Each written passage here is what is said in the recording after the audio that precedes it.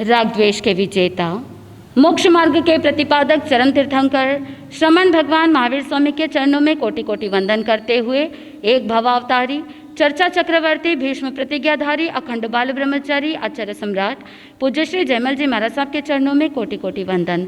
जय गच्छाधिपति, व्याख्यान वाचस्पति, उग्र विहारी, वचन सिद्ध साधक, 12वें पटधर, आचार्य प्रभु श्री पार्श्वचंद्र जी महाराज साहब, मेरे अनंत आस्था के आयाम, मम जीवन उद्धारक परम पूज्य गुरुदेव डॉक्टर श्री पदम चंद्र जी महाराज साहब के चरणों में कोटि कोटि वंदन करते हुए सभी गुरु भगवंत उनके चरणों में वंदन करते हैं। गुरुदेव श्री की आज्ञा से आत्मबंधुओं, अनंत अनंत ज्ञानी, सर्वज्ञ, सर्वदर्शी तीर्थंकर प्रभु महावीर स्वामी, जिन्होंने संसार के भव्य प्राणियों को जिनवाणी के माध्यम से जन जन को बोध दिया, समय समय पर महापुरुषों का इस संसार के अंदर अवतरण हुआ और समय समय पर एक क्रांति फैलाई, और जहाँ जहाँ अधर्म है, जहाँ जहाँ अन्याय अत्याचार है, ऐसे समय पर युग पुरुष का जन्म होता है और वो युग की धारा को बदल देते हैं। आत्मबंधुओं, एक शब्द है प्रभावना और दूसरा शब्द है आडंबर। गुरुदेव डॉक्टर श्री पदम चंद्र जी महाराज साहब कहते हैं कि प्रभावना का मतलब होता है जिससे धर्म की भावना बढ़े, वो प्रभावना है। जहाँ पर शुभ भावनाओं में प्रवर्तित होना, उसी का नाम प्रभावना है। प्रभा शब्द भी इसी शब्द में समाहित है। प्रभा का मतलब होता है तेज, प्रभा का मतलब होता है प्रकाश। आत्मबंधुओं, जिससे आत्मा का प्रकाश बढ़े, जिससे आत्मा का तेज बढ़े, उसी का नाम प्रभावना। और प्रभावना शब्द में ही एक और शब्द है प्रभाव। प्रभाव का मतलब होता है असर करना, ऐसा कार्य जिसके माध्यम से आत्मा पर ऐसा असर पड़े कि वो धर्म से जुड़ जाए और धर्म की भावना की वृद्धि हो, उसे कहते हैं प्रभावना। ऐसी क्रिया, ऐसी धर्म क्रिया जिसके माध्यम से स्वयं की आत्मा की प्रभा बढ़े, जहाँ पर धर्म की भावना बढ़े, धर्म का प्रभाव बढ़े, उसे क्या कहते हैं? प्रभावना। चाहे वो निश्चय दृष्टि से हो या चाहे व्यवहार दृष्टि से हो, प्रभावना दो प्रकार की, निश्चय और व्यवहार। निश्चय दृष्टि से अगर चिंतन किया जाता है तो सम्यक दर्शन, सम्यक ज्ञान और सम्यक चारित्र के रत्नत्रय की आराधना से जब आत्मा का तेज बढ़े, जब आत्मा का प्रभाव बढ़े, जब आत्मा उन्नति के शिखर पर आगे बढ़ने के लिए आगे बढ़े, तो उसे कहते हैं आत्म प्रभावना। निश्चय दृष्टि से कहा जाता है आत्म प्रभावना। और व्यवहार दृष्टि से बाहरी दुनिया के अंदर जो भी धर्म क्रियाएं की जाती है, जो भी कार्य किए जाते हैं, जिसको देख करके लोगों के मन में धर्म के प्रति रुचि जागृत हो, जिस कार्य के कारण से लोगों के मन में धर्म करने का भाव बढ़े और वहाँ पर और ज़्यादा वृद्धि होती रहे, उसे कहते हैं व्यवहार दृष्टि से प्रभावना। आत्मा को निश्चय दृष्टि से अगर चिंतन किया जाए तो सम्यक ज्ञान, सम्यक दर्शन, सम्यक चारित्र आत्म प्रभावना के माध्यम से मोक्ष की ओर ले जाता है। लेकिन जब तक मोक्ष की मंजिल नहीं मिलती, तब तक साधक धर्म करता है, धर्म करवाता है और धर्म करने वाले की अनुमोदना करते हैं और उसी अनुमोदना के लिए अनेक प्रकार के धर्म कार्य करते हैं, धर्म की क्रियाएं करते हैं। उसे व्यवहार दृष्टि से क्या कहा? प्रभावना। दूसरा शब्द आता है आडंबर। आड़ अंबर, ज्ञानी जन कहते हैं जिससे पाप की वृद्धि हो, वो आडंबर। शादी ब्याह के अंदर आपने एक दूसरे को मोटिवेट किया शादी में आने के लिए और ना जाने क्या क्या तामझाम किए, उससे पाप की वृद्धि हुई या धर्म की वृद्धि हुई है? आपने प्रीति भोज रखा, आपने सभी को इनवाइट किया, हजारों लोगों को भोजन करवाया, उसे क्या कहा?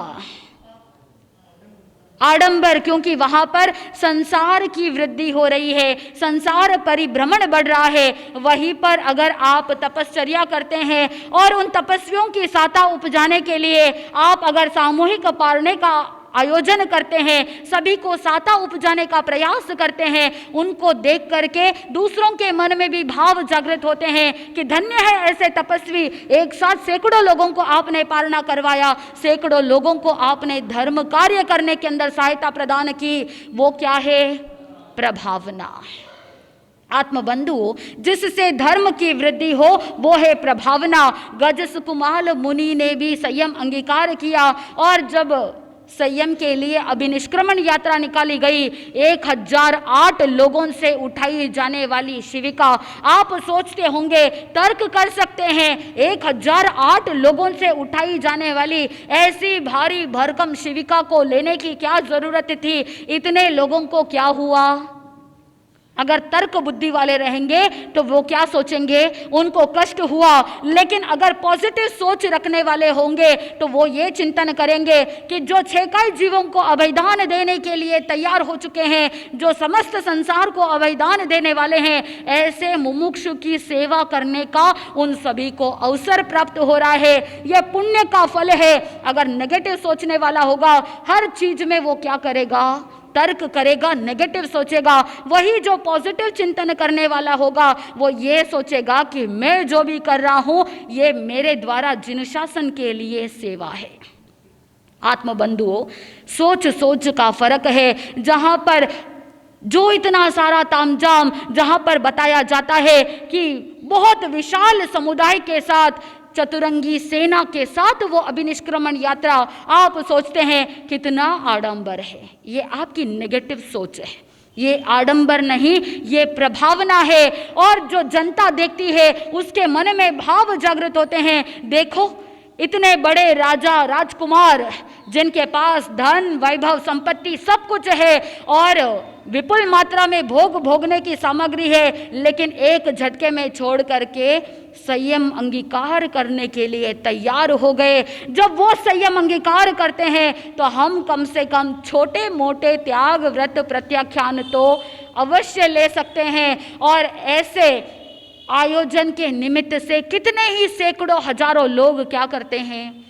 त्याग व्रत प्रत्याख्यान अंगीकार करते हैं। कोई एक दिन के लिए प्रत्याख्यान ग्रहण करते हैं, कोई महीने भर के लिए लेते हैं, कोई 6 महीने के लिए लेते हैं, कोई साल भर के लिए लेते हैं, तो कोई जीवन पर्यंत के लिए त्याग व्रत प्रत्याख्यान ग्रहण करते हैं। तो चिंतन कीजिए, जो संयम अंगीकार करने वाला मुमुक्षु है, उस दीक्षा महोत्सव के माध्यम से, उस दीक्षा के निमित्त से हजारों त्याग व्रत प्रत्याख्यान हुए। कितना पुण्यानुबंधी पुण्य का उपार्जन हुआ। सोच को पॉजिटिव रखिए। यह धर्म की प्रभावना है, यह जिन शासन की प्रभावना है। आत्मबंधुओं, ज्ञानी जन कहते हैं कि कुछ ऐसे जीव होते हैं जो दूसरों का कल्याण नहीं कर सकते हैं, सिर्फ स्वयं का कल्याण कर सकते हैं। वहाँ पर उदाहरण के अंदर बताया, जो जिन कल्पी मुनि होते हैं वो सिर्फ और सिर्फ स्वयं का कल्याण कर सकते हैं, वो दूसरों का कल्याण नहीं कर सकते। क्योंकि जो जिन कल्पी साधु होते हैं उनको दुनिया से कोई लेना देना नहीं है। जिस समय विहार कर रहे होते हैं तो विहार करते जाते हैं, वो कभी ना दाया मुड़ते हैं और ना ही बाया मुड़ते हैं, सीधा चलते जाते हैं। और अगर सामने खाई आ गई, सामने कुआं आ गया, तो वो वहीं पर रुक जाते हैं और वहीं पर ध्यान साधना करने के लिए तत्पर बन जाते हैं, लेकिन मुड़ेंगे नहीं। जिन कल्पी साधु, उनकी प्रतिमा ऐसी उत्कृष्ट रहती है, साधना इतनी कठिन होती है कि जहां पर अगर आंखों में तिनका पड़ गया तो भी स्वयं के हाथ से नहीं निकालेंगे। और अगर कोई गृहस्थ या कोई साधर्मी, अगर मन के अंदर दया की भावना आ गई और वो अपने अनुकंपा दृष्टि से उनके आंखों के तिनके को अगर निकाल देवे तो वो मना भी नहीं करेंगे। वो तो निर्लिप्त भाव से रहते हैं, शरीर के प्रति कोई अटैचमेंट नहीं है। ऐसे जिन कल्पी साधु सिर्फ स्वयं के आत्मा का कल्याण कर सकते हैं, दूसरों का कल्याण नहीं कर सकते।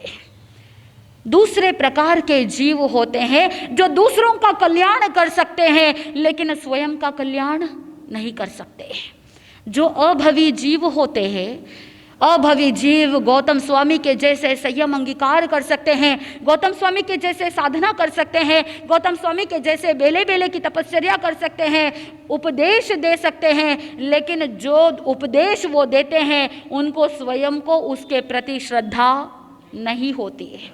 उपदेश दे देंगे, ऐसे अभवी जीव उनके उपदेश के माध्यम से दूसरों का कल्याण तो हो सकता है, लेकिन स्वयं का कल्याण नहीं कर सकते।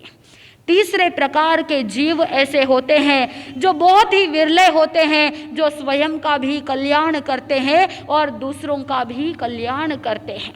ऐसे होते हैं तीर्थंकर भगवान, ऐसे होते हैं जो महापुरुष, बड़े बड़े उत्कृष्ट आचार्य, उपाध्याय और साधु, जो सम्यक दृष्टि है और स्वयं के सम्यक दर्शन के कारण से, स्वयं के उपदेश से दूसरों का भी कल्याण होता है और स्वयं की श्रद्धा प्रतीति के कारण से खुद का भी कल्याण होता है।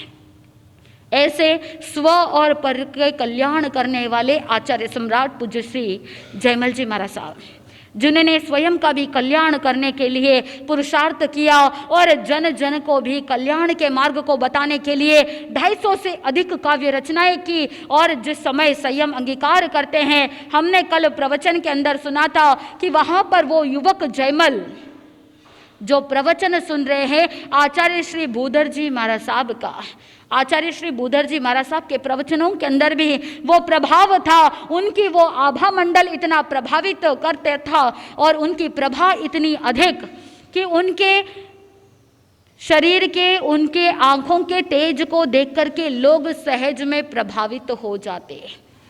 ऐसी धर्म प्रभावना करने वाले आचार्य श्री भूधर जी महाराज साहब का प्रवचन वो युवक जयमल सुन रहा है।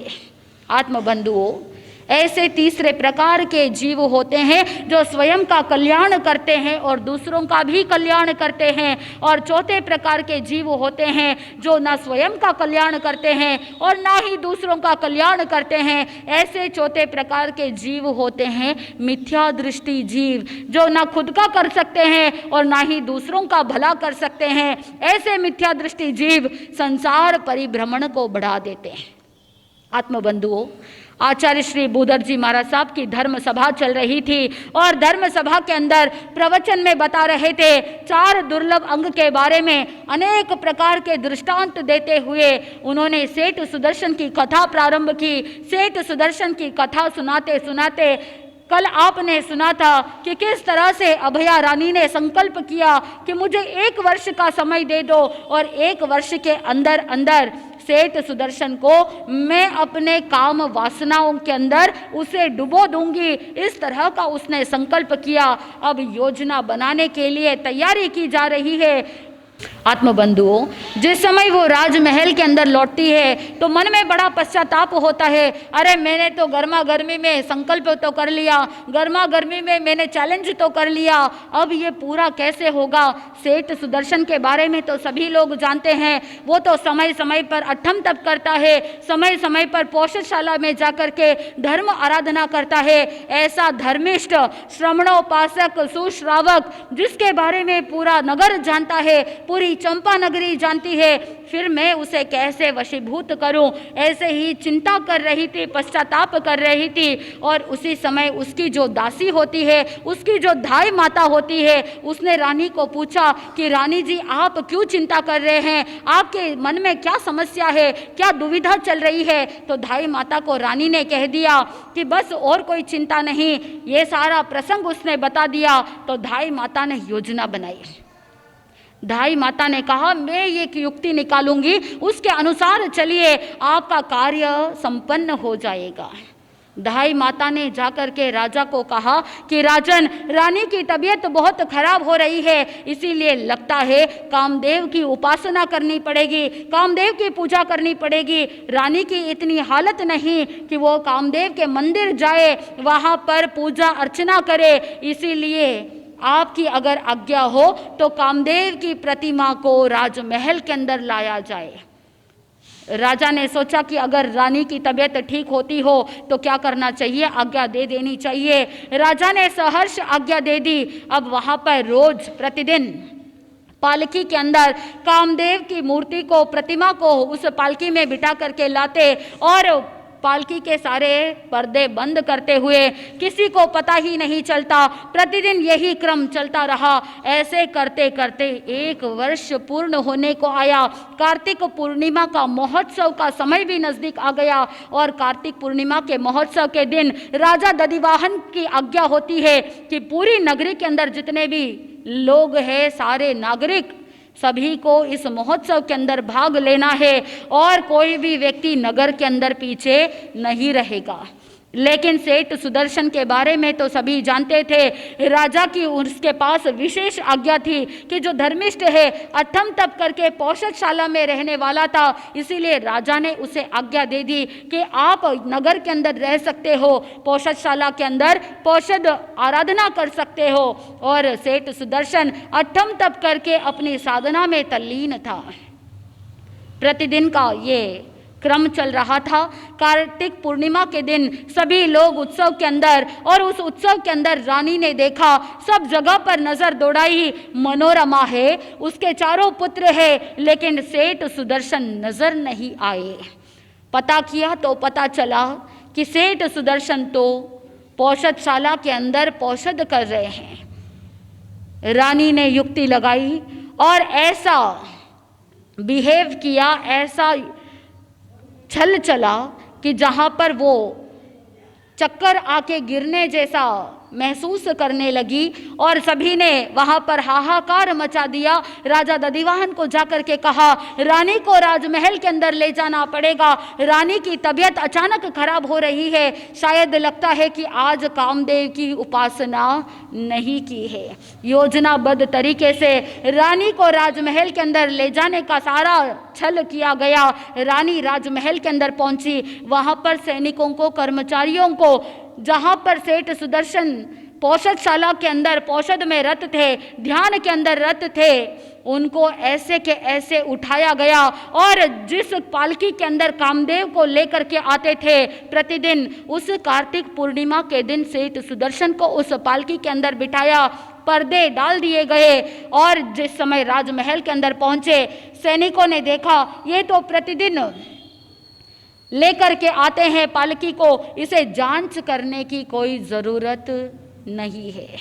पालकी एज इट इज़ महल के अंदर आ गई और इधर जैसे ही पालकी नीचे रखी गई, रानी ने सेठ सुदर्शन से याचना करने लगी। और सेठ सुदर्शन जब ध्यान पूरा करते हैं तो देखा कि मैं तो पौषधशाला में नहीं हूँ, ये तो राजमहल है, मैं कहाँ पर आ गया।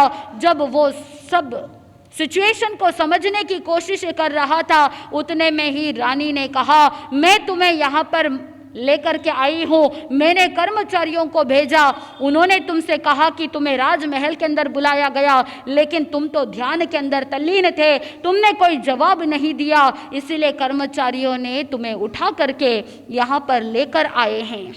बस मेरी एक इच्छा को तुम पूरा कर दो, तुम जो चाहोगे वैसे तुम्हें जाने दे दूंगी।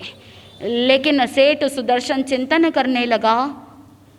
पहले जो प्रसंग हुआ था कपिला दासी के वहाँ, कपिला के वहाँ पर जो प्रसंग उपस्थित हुआ था, उस समय उसने मन के अंदर चिंतन किया कि शायद काश मैं अगर दिशा का परिमाण रख लेता, किसी के घर जाने का अगर नियम ले लेता, त्याग कर लेता, तो आज ये नौबत नहीं आती। और लेकिन अब जो नौबत आई है उसे देख करके मन के अंदर बड़ा पश्चाताप होता है। मैं संसार में ही क्यों अटका हुआ हूँ, संयम अंगीकार कर लेता तो ये परिस्थिति उपस्थित नहीं होती।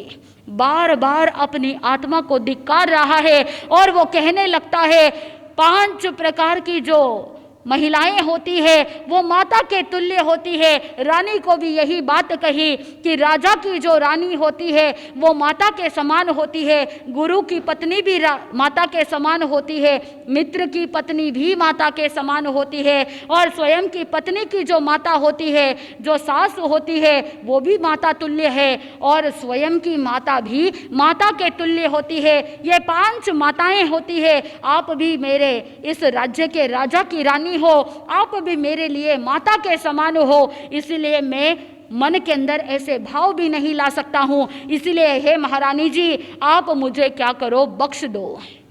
लेकिन ज्ञानी जन कहते हैं जिसके अंदर काम क्रीड़ा जागृत हो जाए, जो कामांध हो जाता है व्यक्ति, उसकी आंखें भी बंद हो जाती है और कान भी बंद हो जाते हैं।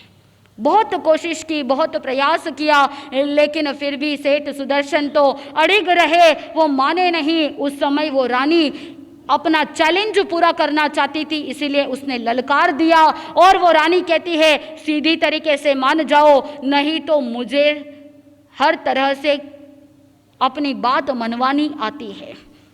वो कहती है कि मैं जोर जोर से चिल्लाऊंगी, सैनिक एक साथ इकट्ठे हो जाएंगे, राजा आकर के तुम्हें दंडित कर देंगे। लेकिन सेठ सुदर्शन अपने नियम में पक्के थे, अपने नियम में अड़िग थे, वो तो मानने वाले नहीं थे।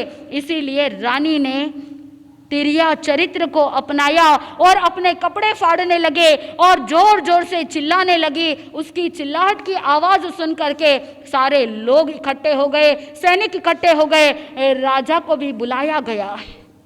और उस समय जब पूछा कि क्या बात हो गई, तो रानी अपना कपट क्रिया चालू करती है, कहने लगती है देखिए इस सेठ सुदर्शन को, ये मेरे साथ जबरदस्ती करने की कोशिश कर रहा है। मैं तो अपने शील की रक्षा करने के लिए जोर जोर से चिल्लाने लगी।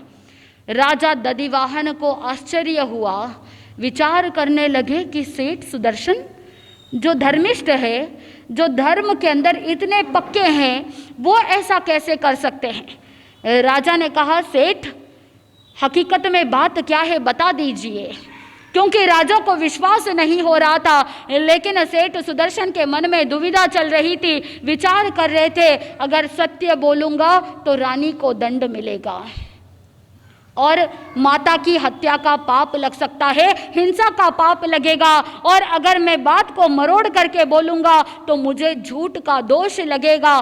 क्या करूं समझ में नहीं आ रहा था, इसलिए सेठ सुदर्शन मौन रहे। ज्ञानी जन कहते हैं कि पाप कार्य में जो मौन रहे वो मुनि भी ऐसे ही जब पाप कार्य के अंदर बोलने का प्रसंग उपस्थित होता है उस समय वो बोलते नहीं, उस समय क्या करते हैं, मौन रहते हैं। आत्मबंधुओं, सेठ सुदर्शन तो धर्म के प्रति श्रद्धा रखने वाला धर्मनिष्ठ था, वो मौन रहा। एक बार पूछा, दो बार पूछा, राजा ने बार बार पूछा, जो सत्य बात है सेठ तुम बता दो, मैं तुम्हें कोई दंड नहीं दूंगा। लेकिन सेठ सुदर्शन के मन में दूसरी ही बात चल रही थी, वो मौन रहे, और मौन रहने के कारण से कहा जाता है मौनम स्वीकृति लक्षणम। मौन रहने के कारण से राजा ने वहां पर दंडित घोषित कर दिया और कहने लगे कि सेठ सुदर्शन को इस अपराध के लिए शूली की सजा सुनाई जा रही है और प्रातःकाल सेठ सुदर्शन को शूली पर चढ़ाया जाएगा।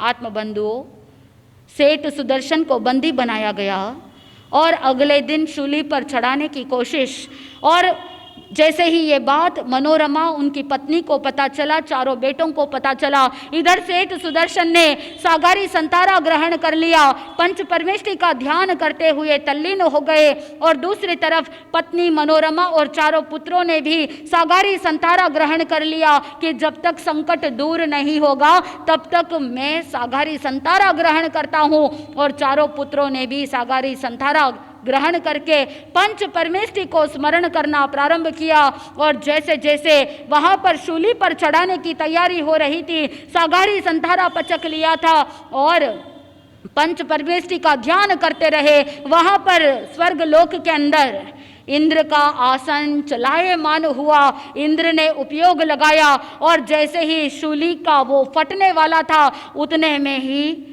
वहां पर सिंहासन आ जाता है और सुदर्शन सेठ उस सिंहासन पर विराजित हो जाते हैं। जैसे ही ये घटना घटी, सभी लोग धन्य धन्य करने लग जाते हैं और देवता भी अहोशीलम अहोशीलम, यानी वहां पर सेठ सुदर्शन निर्दोष है, सेठ सुदर्शन का शील अखंड है, वो अपने शील के अंदर मर्यादित जीवन जीने वाले हैं, उन्होंने कोई भी दोष लगाया ही नहीं।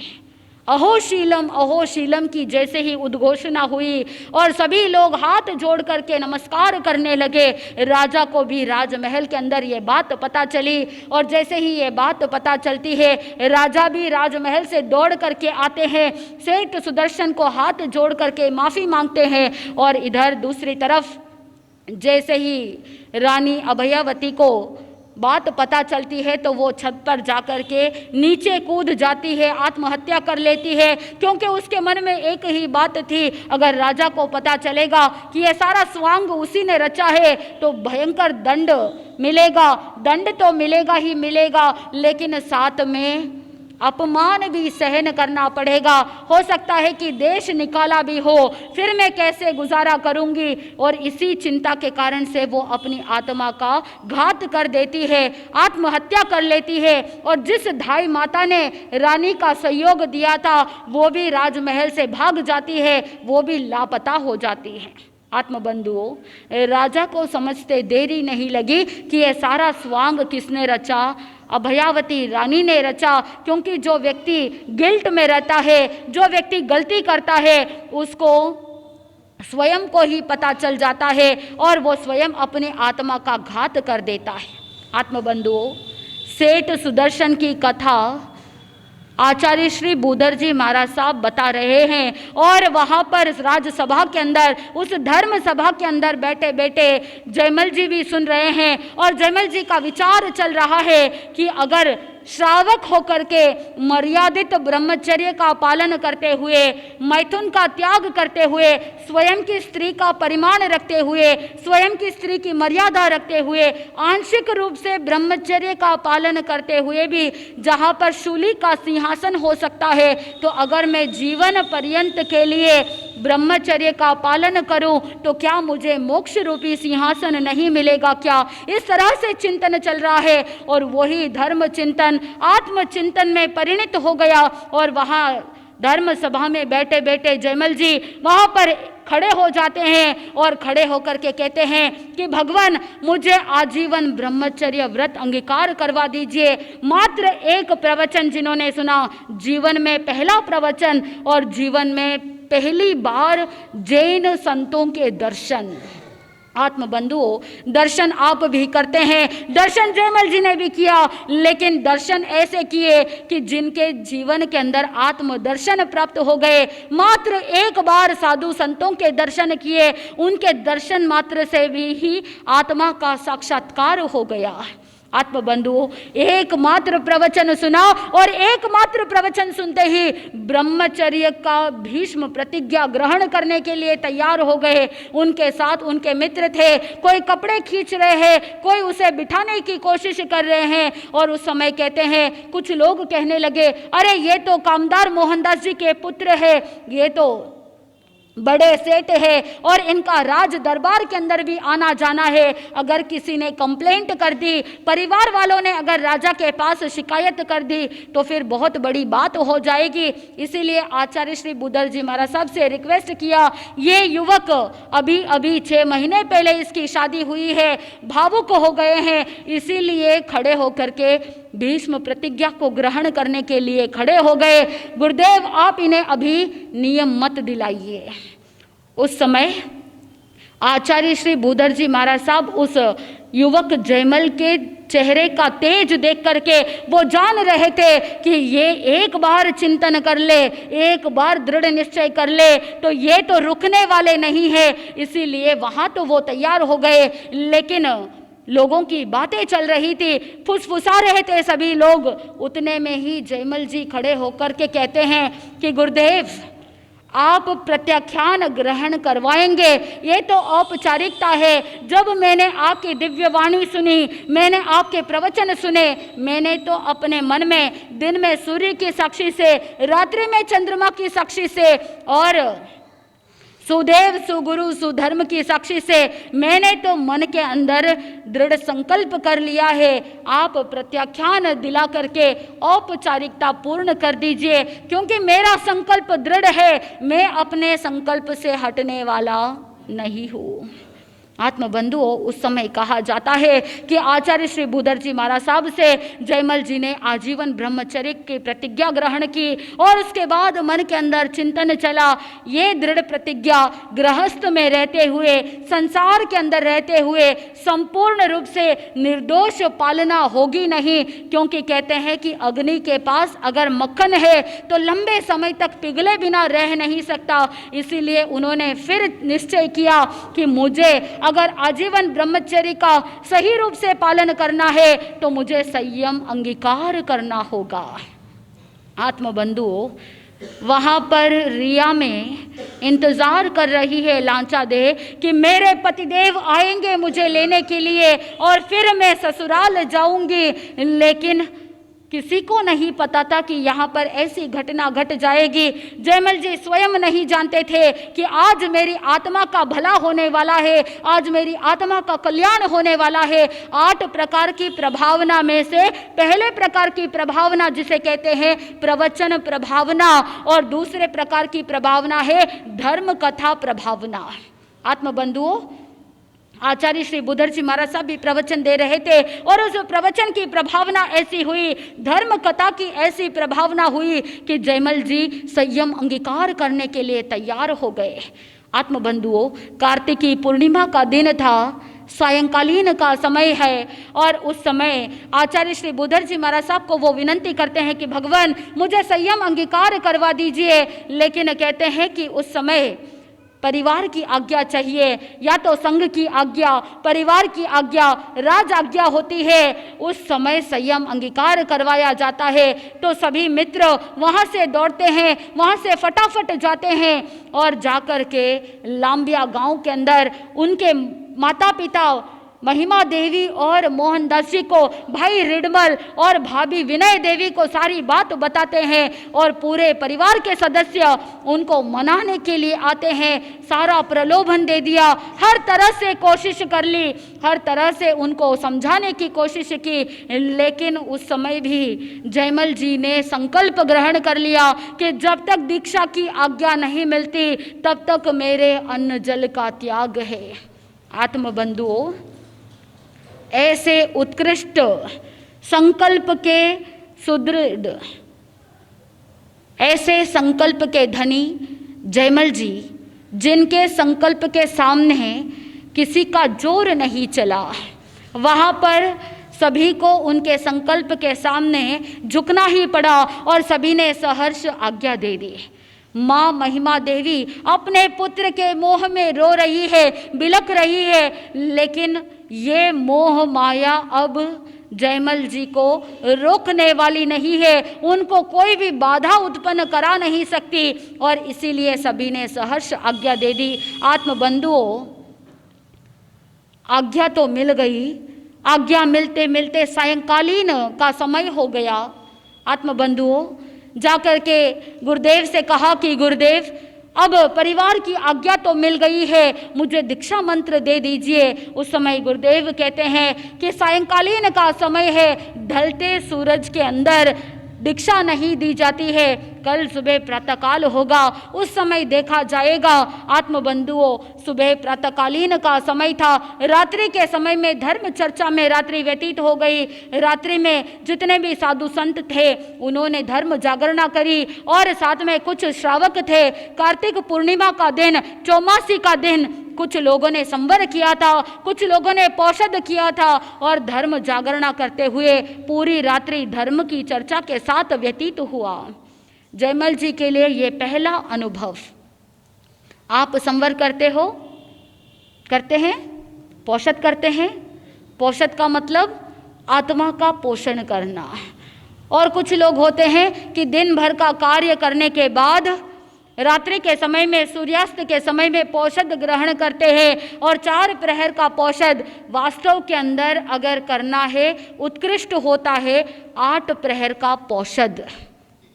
अठम तप करके पौषध करते थे उस जमाने के अंदर, इतनी अडिगता आज के ज़माने में नहीं होती, इसीलिए 8 प्रहर का पौषध करते हैं। 24 उपवास करके पौषध किया जाता है। लेकिन आप व्रत प्रत्याख्यान के अंदर शिथिलता लेकर के आ गए। श्रावक के 12 व्रत में से 11वां व्रत है, बोल तो दीजिए, 11वां प्रतिपूर्ण पौषध।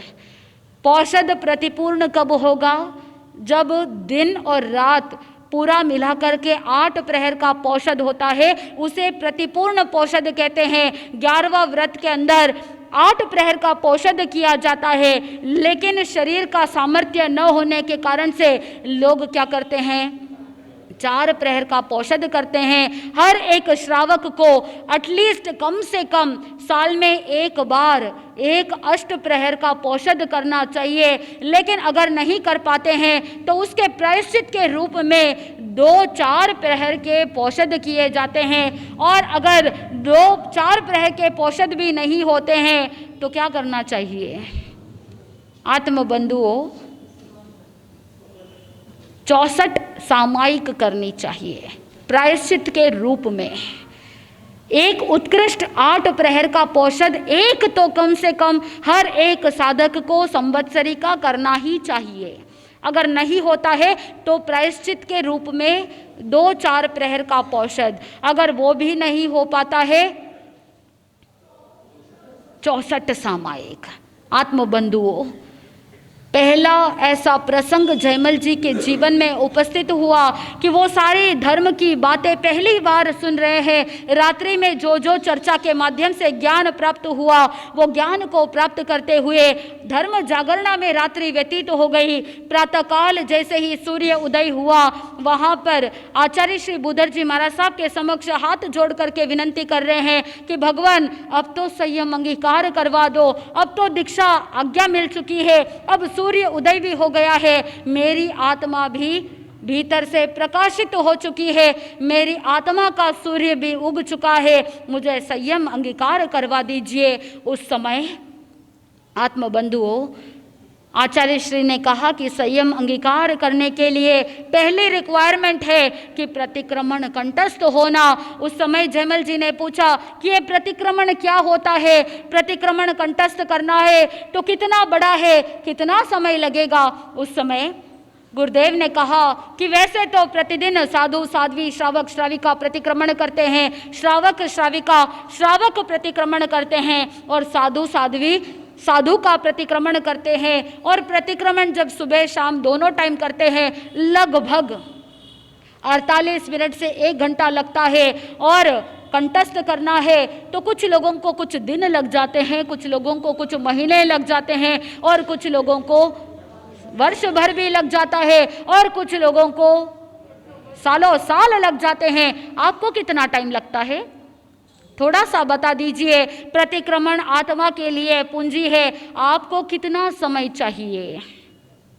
बुधर जी महाराज साहब कह रहे हैं, बता रहे हैं, कुछ जीव ऐसे होते हैं जो हलुकर्मी होते हैं, जो बुद्धिशाली जीव होते हैं, वो कुछ दिनों में पूरा कर लेते हैं, कुछ को महीने लगते हैं, कुछ साल लग जाते हैं। उस समय जयमल जी ने सोचा कि मेरे मन में भाव आ गए हैं दीक्षा लेने के, अगर सालों साल लग जाएंगे तो कैसे करूँगा? आपके पास तो किताबें हैं, आपके पास तो यूट्यूब चैनल है, आपके पास तो कितने सारे साधन है कि सुन करके, पढ़ करके, बोल करके सीख सकते हैं। साधन की कोई सीमा नहीं है। लेकिन उस जमाने के अंदर गुरु मुख से सुनना होता और शिष्य सुन करके वापस रिपीट करते करते याद करना होता। 2 लोगों को एक्टिव रहना पड़ता है। समय की भी सीमा है। गुरु भगवंतों के मुखारविंद से सुनना पड़ेगा, तब जा कर के वापस पुनरावर्तन करते करते, रिपीट करते करते याद करना होता कि वहाँ पर सीखने वाले शिष्य का भी चैलेंज है और गुरु के लिए भी चैलेंजिंग है। क्योंकि गुरु जब सिखाते हैं तो उसके बाद दूसरे लोगों को भी क्या करना पड़ता है? जो आने जाने वाले भक्तगण हैं उनको भी एंगेज करना है, प्रवचन भी देना है, और जितना समय मिले उतने समय में शिष्य को ज्ञानार्जन भी कराना है। तो समय की भी अपनी सीमा है। आपके लिए तो कोई समय की सीमा है क्या? नहीं है। दिन हो या रात हो, हर समय आपके पास सारे साधन उपलब्ध है, फिर भी प्रतिक्रमण कंठस्थ, अरे बोल तो दीजिए, आपके पास जितनी ज़्यादा सुविधाएं हैं फिर भी आप सीख नहीं पा रहे हैं। लेकिन जयमल जी ने वहाँ पर संकल्प किया कि गुरुदेव, जब तक प्रतिक्रमण कंठस्थ नहीं होता तब तक मैं नीचे नहीं बैठूंगा। और खड़े खड़े प्रतिक्रमण को कंठस्थ करना प्रारंभ किया। उस समय चिंतन चला, अगर मैं खड़े खड़े ज्ञान सीखते सीखते अगर नींद आ जाएगी तो मैं कैसे करूँगा। मेरी साधना को और उत्कृष्ट बनाना चाहिए। इसीलिए एक पैर पर खड़े खड़े प्रतिक्रमण कंठस्थ करना प्रारंभ किया। गुरुदेव ने कहा कि तुम कब तक खड़े रहोगे, कितने दिन लग जाएंगे पता नहीं, लेकिन तुम क्यों खड़े हो, बैठ करके याद करो। लेकिन जयमल जी ने कहा, नहीं, मैं संकल्प करता हूँ कि जब तक प्रतिक्रमण कंठस्थ नहीं होता तब तक मैं नीचे नहीं बैठूंगा। और मत रहने के लिए एक पैर पर खड़े खड़े प्रतिक्रमण कंठस्थ करना प्रारंभ किया। आपको तो पता ही है कि बचपन से उनकी बुद्धि बहुत तेज थी। रिडमल के जब ज्ञानार्जन करते करते, जब रिपीट करते, सुनते सुनते उनको याद हो जाता। इतनी बुद्धि तीक्ष्ण थी, इतनी बुद्धि प्रबल थी, मानो कि साक्षात सरस्वती देवी का उनके जिह्वा पर विराजमान हो। आत्मबंधुओं, जैसे जैसे पाठ उच्चारण होते गए और वो अपने भीतर उतारते गए, मात्र 3 घंटे के अंदर अंदर प्रतिक्रमण कंठस्थ हो गया। और उस समय गुरुदेव से उन्होंने विनंती की, भगवान अब तो संयम अंगीकार करवा दीजिए। वो था मिक्सर वध दूज का दिन। आत्मबंधुओं, विक्रम संवत 1788 और सोजत संवत 1787। आत्मबंधुओं, विक्रम संवत 1788 मिक्सर वध दूज का दिन था, गुरुवार का दिन था, जिसे बृहस्पतिवार भी कहते हैं। ऐसे गुरुवार के दिन, मिक्सर वध दूज के दिन उनकी दीक्षा मेड़ता नगरी के बाहर बाग के अंदर, उद्यान के अंदर, विशाल वट वृक्ष के नीचे दीक्षा महोत्सव मनाया गया। और वहाँ से उन्होंने विहार किया। विहार करते करते विकर्णिया गांव पहुँचे और उस विकर्णिया गांव के अंदर 7 दिन व्यतीत होने के बाद विकर्णिया गांव में मिक्सर वध नम के दिन बड़ी दीक्षा दी गई। आत्मबंधुओं, जिस साधक ने मन में पहले से ही दृढ़ निश्चय कर लिया कि मुझे कौन सा सिंहासन चाहिए, मोक्ष रूपी सिंहासन चाहिए, इसीलिए उन्होंने भीष्म प्रतिज्ञा ग्रहण की, आजीवन ब्रह्मचर्य का व्रत अंगीकार कर लिया। और संयम अंगीकार करने के बाद वो रुके नहीं, वो ऐसे ही प्रमत्त नहीं रहे, प्रमाद नहीं किया। और बड़ी दीक्षा होने से पहले पहले ही उन्होंने 10वें कालिक सूत्र को विवेचन सहित, भाष्य सहित कंठस्थ कर लिया। आत्मबंधुओं, जिन्होंने 10वें कालिक सूत्र का कंठस्थ करने के बाद बड़ी दीक्षा होने के पश्चात नारायण दास जी महाराज साहब को उनके शिक्षा गुरु के रूप में घोषित किया गया। नारायण दास जी महाराज साहब जो पहले प्रखर पंडित थे और वेद, वेदांग, उपनिषद आदि के ज्ञाता थे, और धुरंधर पंडित होने के कारण से जयमल जी की शिक्षा का सारा सार संभाल किसको सौंप दिया? नारायण दास जी महाराज साहब को सौंप दिया। अब सारा अध्ययन चालू है।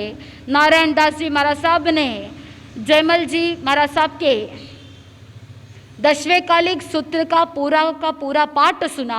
और जैसे जैसे पाठ सुनते गए, बीच बीच में उस एक एक गाथा का, एक एक सूत्र का संस्कृत विश्लेषण करते गए। क्योंकि वो संस्कृत के धुरंधर पंडित थे, नारायण दास जी ने संस्कृत व्याकरण का भी ज्ञान दिया और उनको सिखाया। काव्य, व्याकरण आदि, न्याय, नीति शास्त्र आदि का भी ज्ञान देते गए। आत्मबंधुओं, जिस शिष्य के अंदर पात्रता हो तो वहाँ पर गुरु ज्ञान उंदेल देते हैं। नारायण दास जी महाराज साहब ने भी बहुत ज्ञान उंदेल दिया। अब निरंतर ज्ञानार्जन चालू है। और एक बार विहार करते करते एक बार नारायण दास जी महाराज साहब ने कहा, अब आपको 5 आगम का अध्ययन करना चाहिए, उसके लिए प्रयास करो, पुरुषार्थ करो। और क्योंकि गुरु की आज्ञा हो गई तो जिस दिन उपवास रहता तो पूरे दिन वो अध्ययन करते। पारने के दिन भी आहार से ज़्यादा उनकी रुचि ज्ञानार्जन करने में होती, लेकिन गुरु की आज्ञा के कारण से उनको पालना करना पड़ता था। आत्म बंधुओं, मानो कि उनको आहार की खुराक नहीं चाहिए, उनकी आत्मा को ज्ञान की खुराक चाहिए। वो ज्ञान के पिपासु थे, ज्ञान के लिए हमेशा तत्पर रहते और हमेशा ज्ञानार्जन के लिए अप्रमत्त रहते, इतना पुरुषार्थ करते। और जैसे ही गुरु की आज्ञा मिल गई, सबसे पहले कप्पिया नाम के सूत्र का कंठस्थ करना प्रारंभ किया और कुछ ही देर में पूरा कप्पिया सूत्र कंठस्थ कर लिया।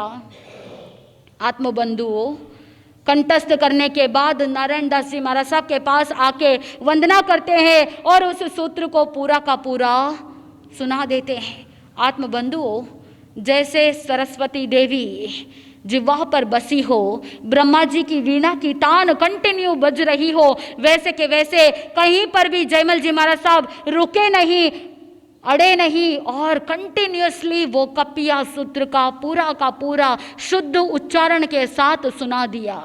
उसके बाद दूसरा सूत्र कप्प वड़नसिया वंदना करते हुए वांछनी लेते हैं और वांछनी लेकर के कंठस्थ करना प्रारंभ करते हैं। ऐसे करते करते कप्पिया, कप्प वड़नसिया, पुपिया, पुप्पचुलिया और वणी दशा, इन 5 आगमों को मात्र एक प्रहर के अंदर अंदर मात्र 3 घंटे में 5 आगम को कंठस्थ कर लिया।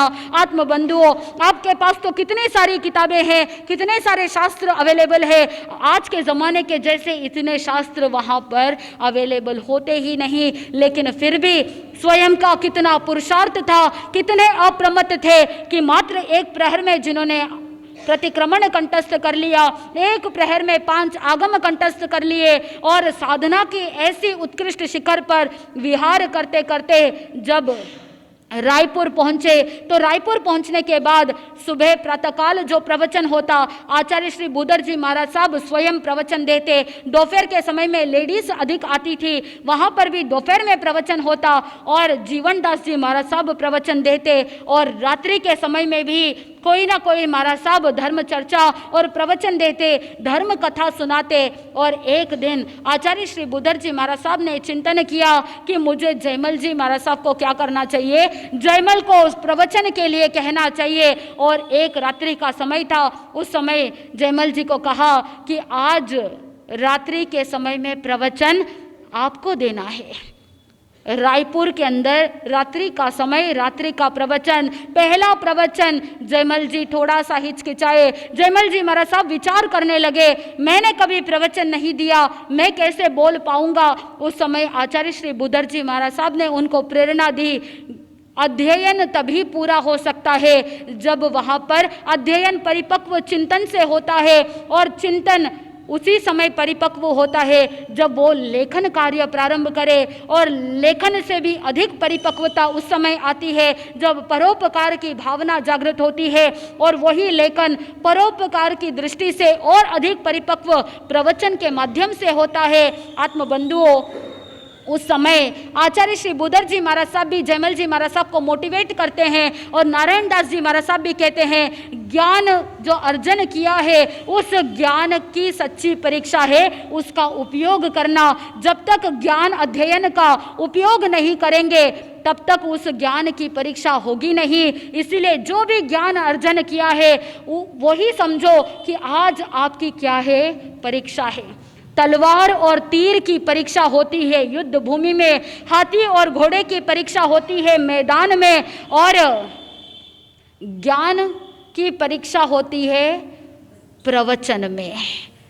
आत्मबंधुओं, कितना ज्ञान अध्ययन किया है, कितना तत्व का ज्ञान प्राप्त किया है, वो पता चलता है प्रवचन के माध्यम से और तत्व चर्चा के माध्यम से। इसीलिए नारायण दास जी ने भी मोटिवेट किया, आचार्य श्री बुदर जी महाराज साहब ने भी मोटिवेट किया, कहने लगे कि जिन शासन की सच्ची प्रभावना तो प्रवचन के माध्यम से होती है, इसीलिए तपस्वी और ज्ञानी से भी ज़्यादा महत्व प्रवचन कुशल को दिया गया, क्योंकि जो साधु, जो साधक प्रवचन कुशल होते हैं वो जिन शासन की खूब प्रभावना कर सकते हैं। इसीलिए जयमल जी महाराज साहब को कहा कि आप बस आगे बढ़िए और क्योंकि जयमल जी तो बचपन से ही आज्ञाकारी थे। तो उन्होंने कहा कि गुरुदेव आप दोनों की आज्ञा है, इसीलिए आज मैं क्या करूँगा, सायंकालीन प्रवचन देने के लिए तैयार हूँ, लेकिन आपकी कृपा बनी रहे। मुझे नहीं पता कि मैं क्या बोलने वाला हूँ, मुझे नहीं मालूम कि मैं किस तरह से बोल पाऊँगा, सही रूप से बोल पाऊंगा या नहीं बोल पाऊंगा, ये तो मुझे नहीं पता है। उस समय बुदर जी महाराज साहब ने कहा कि आप चिंता मत कीजिए, बस क्या करो, प्रवचन दे दो। रात्रि का समय जयमल जी महाराज साहब का पहला प्रवचन, उन्होंने निश्चय कर लिया कि आज मैं प्रवचन चत्तारी मंगलम पर दूंगा, यानी मंगल पर पहला मंगल प्रवचन उन्होंने दिया। और ऐसा प्रवचन दिया कि जहां पर सभी लोग मंत्र मुग्ध हो गए और उस प्रवचन की ऐसी प्रभावना हुई कि रात्रि के समय में प्रवचन पूर्ण होने के पश्चात सभी श्रावक लोग खड़े होकर के वंदन करने लगे और कहने लगे, वाह गुरुदेव वाह, ऐसा प्रवचन सुनाया कि आज आत्मा को तृप्ति की प्राप्ति हो गई। किसी ने जाकर के अंदर आचार्य श्री बुदर जी महाराज साहब को वंदन किया, नारायण दास जी महाराज साहब को वंदन किया, जितने भी साधु संत थे उनको वंदन करने के बाद जयमल जी महाराज साहब की खूब प्रशंसा की। लेकिन जयमल जी महाराज साहब की योग्यता के बारे में तो आचार्य श्री जानते थे और इसीलिए उस दिन उन्होंने निर्धारित किया, अब से प्रतिदिन रात्रि का प्रवचन जयमल जी महाराज साहब देंगे। और जयमल जी महाराज साहब को बुला करके कहा, सभी लोगों ने खूब प्रशंसा की और आपने जो भी बात प्रवचन के अंदर कही वो वास्तव के अंदर सराहनीय है, इसीलिए आज से प्रतिदिन रात्रि का प्रवचन आप स्वयं देंगे। नारायण दास जी महाराज साहब ने कहा आचार्य श्री बुदर जी महाराज साहब को कि गुरुदेव आज प्रवचन के अंदर 4-5 पंक्तियां जो भी जयमल जी ने वहां पर गाई थी वो स्वयं की रचना है। उस समय आचार्य श्री बुदर जी महाराज साहब ने कहा कि चलो मैं भी तो सुनूं कि क्या रचना की है। और उस समय मधुर कंठ से जयमल जी ने उस काव्य रचना को सुनाया। वो मंगल के ऊपर जो काव्य रचना थी उसके लिए आचार्य श्री बुदर जी महाराज साहब ने कहा, ये तो छोटी सी रचना है, इसको और विस्तृत कर दीजिए, इसको और विस्तार दे दीजिए। और नारायण दास जी महाराज साहब की भी बहुत प्रशंसा की, कहा कि इस योग्य शिष्य के अंदर योग्यता प्राप्त करवाने का और कंठ के अंदर मधुरता घोलने का कार्य आपने बखूबी से निभाया है, इसीलिए आपका पुरुषार्थ भी सराहनीय है। आत्मबंधुओं, ऐसे होते हैं गुरु और शिष्य।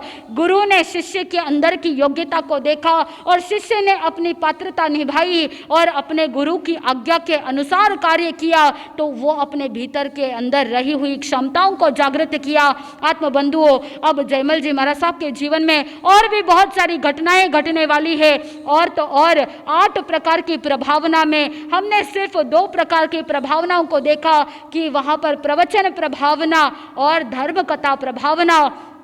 आगे की प्रभावना के अंदर बताया जाता है वादी प्रभावक, यानी वाद विवाद करना, चर्चा करना। अब जयमल जी महाराज साहब के जीवन में 8 प्रकार की प्रभावनाओं के घटनाएं घटती है, 8 प्रकार से वो प्रभावना करते हैं। उनका ज्ञान कितना उत्कृष्ट कि मात्र 3 वर्ष के अंदर 32 आगम कंठस्थ कर लेते हैं, क्योंकि आचार्य श्री बुदर जी महाराज साहब की आज्ञा थी कि 11 अंग सूत्र को कंठस्थ करना अनिवार्य है, क्योंकि वो ज्ञान की धरातल है, ज्ञान की नींव है। 11 अंग सूत्र को तो करना ही है, उसके अलावा भी 4 मूल सूत्र, 4 छेद सूत्र और उपांग सूत्र को भी कंठस्थ करना है। 32 आगम कंठस्थ करने की गुरु की आज्ञा थी, तो उन्होंने कंठस्थ करना प्रारंभ किया, पुरुषार्थ करना प्रारंभ किया। इसीलिए विक्रम संवत 1789 का चतुर्मास, पहला चतुर्मास सोजत रखा, क्योंकि ज़्यादा दूर नहीं रखा। लक्ष्य यही था कि ज़्यादा से ज़्यादा आगम का अध्ययन हो, ज़्यादा से ज़्यादा आत्मा का विकास हो। इसीलिए आचार्य श्री बुदर जी महाराज साहब ने पहला चतुर्मास जयमल जी का कहाँ रखा? सोजत सिटी के अंदर। अब आगे कैसे, तो वो जिन शासन की प्रभावना करते हैं। और कल जयमल जी महाराज साहब की 318वीं जन्म जयंती, इस जन्मोत्सव के दिन हम किस तरह से 8 प्रकार की प्रभावना करते हैं और उनका प्रभाव कहाँ कहाँ तक पहुँचता है और उनके चेहरे का जो तेज है, उनकी जो आत्मा की प्रभा है, उस प्रभा से कितने लोगों का उद्धार होने वाला है। आत्म बंधुओं, उनको दीक्षा दानेश्वर भी कहते हैं और उनको बहुत सारे ऐसे टाइटल्स मिले जिसकी वजह से उन्होंने धर्म की प्रभावना की। जो भी साधक ऐसे महापुरुषों का गुण स्मरण करता है, ऐसे साधक महापुरुषों के गुणगान करता है, भीतर के गुण भी प्रकट होने प्रारंभ हो जाएंगे। स्वयं के अवगुणों को दूर करना और भीतर से गुणों को प्रकटीकरण तभी किया जा सकता है जब महापुरुषों का गुणगान करते हैं। तो आप भी आचार्य श्री जयमल जी महाराज साहब का गुणगान कीजिए। सुबह 6 बजे से लेकर के सायंकालीन 6 बजे तक निरंतर, कल सुबह 6 बजे से 6 बजे तक 12 घंटे का जाप हुआ। आज भी सुबह 6 बजे से कंटिन्यू जाप चल रहा है। कल भी 12 घंटे का जाप होगा, यानी 36 घंटे का निरंतर जाप होने वाला है। और उस जाप से अभिमंत्रित वो चांदी का कलश, जिसकी बोली भी कल लगने वाली है, और ऐसा महोत्सव कल कितने सारे साधक, सैकड़ों लोग अट्ठम तप के प्रत्याख्यान भी ग्रहण करने वाले हैं। कल नए नए आयाम उपस्थित होने वाले हैं। कल जय जन्मोत्सव के उपलक्ष्य में मन के अंदर निर्धारित कर लीजिए, जिनका जीवन संकल्पमय था, जिनके जीवन के अंदर पग पग पर दृढ़ संकल्प और नियम प्रत्याख्यान ग्रहण करने वाले, दीक्षा लेते ही मन के अंदर शुभ चिंतन कि जब तक मेरे गुरु की छत्र छाया रहेगी तब तक मैं एकांतर की तपश्चर्या करूं। और एकांतर की तपश्चर्या करते करते 16 वर्ष तक जिन्होंने एकांतर का तप किया, उसके बाद 16 वर्ष तक बेले बेले के तप किए, 3 वर्ष तक तेले तेले पारना, 5 के पारने 5, कितने ही 28, 20 मास खमन, 10 द्विमास खमन, और ऐसे एक बार 90 दिन तक अभिग्रह युक्त तपश्चर्या, जिनका जीवन तपोमय था और तपस्या के माध्यम से भी जिन्होंने धर्म की प्रभावना की। ऐसे 8 प्रकार की प्रभावना का प्रसंग उपस्थित जयमल जी महाराज साहब के जीवन में होने वाला है। तो आप भी अपनी आत्मा को पोषित कर रहे हैं तपश्चर्या के माध्यम से। जो भी अट्ठम तप कर रहे हैं वो सभी साधुवाद के पात्र है। और अट्ठम तप के साथ साथ कितने ही ऐसे साधक हैं जो निरंतर पूरा पूरा दिन सामायिक संवर दया पौषध में बिता रहे हैं और साथ में चमत्कारिक जय जाप अनुष्ठान के अंदर अपने आप को पूरा दिन समर्पित कर रहे हैं। ऐसे सभी साधकों को बहुत बहुत साधुवाद, धन्यवाद के पात्र है। और धन्यवाद के पात्र है, साधुवाद के पात्र है चोरडिया परिवार, जो अट्ठम तप के जितने भी साधक हैं उनको सहर्ष परसों के दिन पारणा करवाने वाले हैं। अहोभाव तपस्या करने वाले श्रेष्ठ है, तपस्या करवाने वाले श्रेष्ठ है और तपस्वी का अनुमोदन करने वाले श्रेष्ठ है। ऐसे धर्म करना, कराना और करने वाले की दलाली करना वास्तव के अंदर चोरडिया परिवार को खूब खूब साधुवाद है। नेमीचंद जी, नरेंद्र कुमार जी, नरेश जी, नवनीत जी, नितेश जी, नवरंग जी, नमन जी, चोरडिया परिवार, पूरा पूरा परिवार धन्यवाद के पात्र है, जिनकी भावना इतनी शुभ है और हमेशा धर्म की भावना रहती है। धर्म कार्य करते हुए स्वयं भी तपस्या करते हैं और दूसरों को भी तपस्या के लिए प्रेरणा करते हैं। और जो तपस्वी है उनके पारने का ये लाभ उन्होंने उठाया है। तो सभी के लिए बहुत बहुत साधुवाद। कल जय जन्मोत्सव के दिन जो भी कोई नियम व्रत प्रत्याख्यान ग्रहण करना चाहते हैं वो अवश्य ही तैयारी रखे कि कल आपको त्याग व्रत प्रत्याख्यान ग्रहण करने हैं। और तो और गुरुदेव जब भी जयमल जयंती के दिन जयमल जी महाराज साहब का जीवन प्रसंग सुनाते हैं तो कोई ना कोई ऐसे साधक खड़े हो ही जाते हैं जो आजीवन शील व्रत के प्रत्याख्यान ग्रहण कर लेते हैं। ऐसे महापुरुषों का जो प्रभाव होता है, जिनकी वाणी सुन करके कोई दीक्षा लेने के लिए तैयार हो जाता है, कोई दान पुण्य के लिए तैयार हो जाता है, कोई शील व्रत अंगीकार कर लेते हैं, कोई अपने जीवन को तपोमय बना लेता है। तो मोक्ष के जो 4 द्वार है दानशील तप भावना के अंदर तल्लीन हो जाते हैं। आप भी अपनी आत्मा को मोक्ष मार्ग की ओर आगे बढ़ाएंगे तो इस भव पर भव आनंद की प्राप्ति होगी। इन्हीं मंगल भावनाओं के साथ आनंद ही आनंद। बोले श्री जैन धर्म की।